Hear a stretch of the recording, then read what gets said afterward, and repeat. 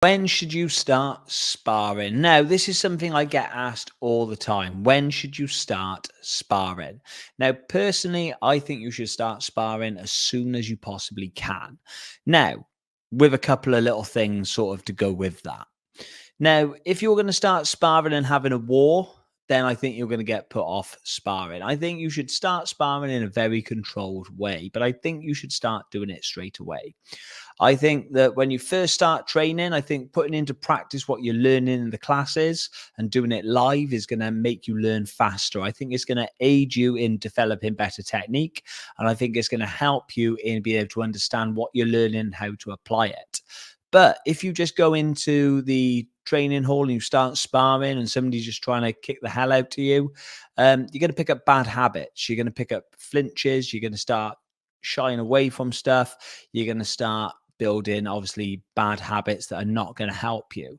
So I think you should start sparring, but I think the first thing you should do is spar very light. I think you should start sparring nice and light with good technique, with full range of motion with your techniques, making contact in the target areas, but pulling the power of the shots.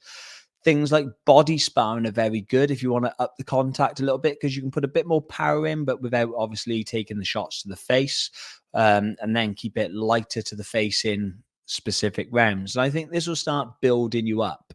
And then I think you're going to end up getting into sparring a lot quicker, because the problem is we can go through training and we can get very good on the pads, and we can get very good on the bag, and we can get very good shadow boxing and doing the techniques in the air. But the problem is, as soon as then when we start sparring, it's a different skill altogether.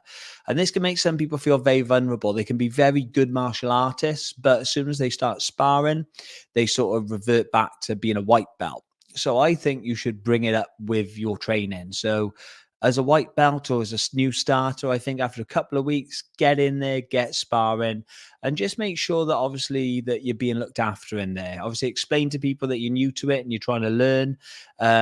Tell somebody that you want a light round because you just want to move about and try and get a feel for it. And I'm sure if you've got good training partners, they will help you. And that's definitely something that we do at the gym.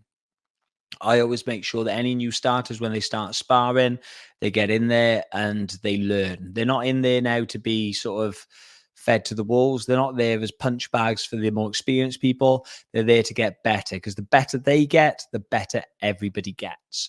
So if you ask my opinion, get sparring straight away, but start sparring in a very controlled manner. Before you know it, you'll be going full pelt in there and you won't look back.